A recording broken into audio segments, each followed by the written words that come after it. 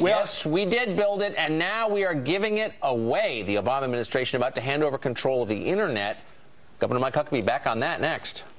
Well, welcome back. Well, we created it, and now belongs to the rest of the world. The Obama administration about to hand over control of the Internet to the global community, giving up the oversight that manages technical functions in website addresses, like when you buy a web domain. So what does this mean for Americans surfing the web? We're continuing our discussion this morning with Governor Mike Huckabee on this very issue. Let me play the other side of this, Governor. Isn't this a good thing? We want to get the government away from having any hand in our website development, buying structure at all. Look what the NSA did to weaken encryption data for American security, diving into our personal data. Don't we want government away from our Internet? You know, that sounds very plausible, but I mean, why don't we go ahead and give away the recipe for Oreos? I mean, there ought to be something about the fact that the United States, primarily its military, developed you know, the whole concept of the Internet. And what I fear is that when it goes into this sort of global mishmash, who really then has any ability to control? Who has any ability to monitor?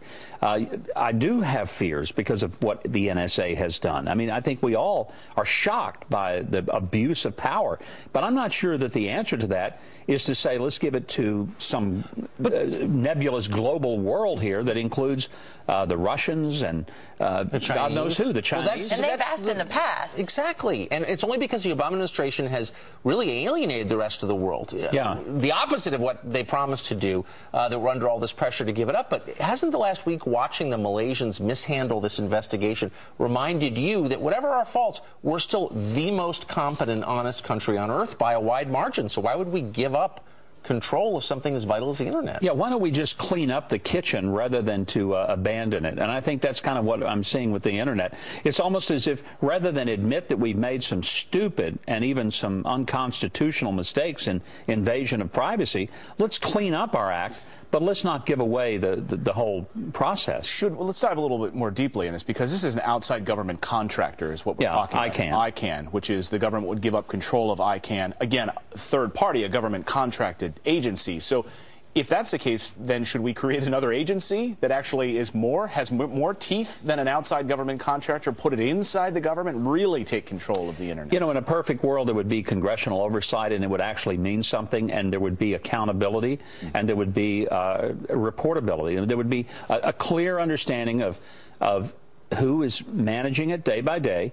And we would have, again, accountability for the people involved. I think what all of us worry about is that there is no accountability in any department of government right now, whether it's the IRS, whether it's the NSA, the Justice Department. Saw that with the CIA.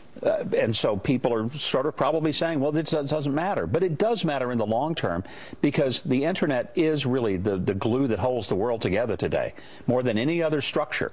If you think about it, more than even bridges and roads, the Internet is how commerce is essentially carried on across the globe. So to clear this up for some of our viewers, I mean, what is this going to look like for Americans on the Internet 5 years from now, 10 years from now? Because this is going to happen, what, in 2015 when the contract's up, right? Yeah, I mean, I worry about censorship, to go off of what Anna's asking here, this idea that the government right now could be limiting or further limiting what we surf and what we have access to, like China. I mean, that's what I worry about here. Well, look, I'm an old-fashioned guy that believes in American sovereignty. I think that we don't give up anything in this country. We hang on to what we have.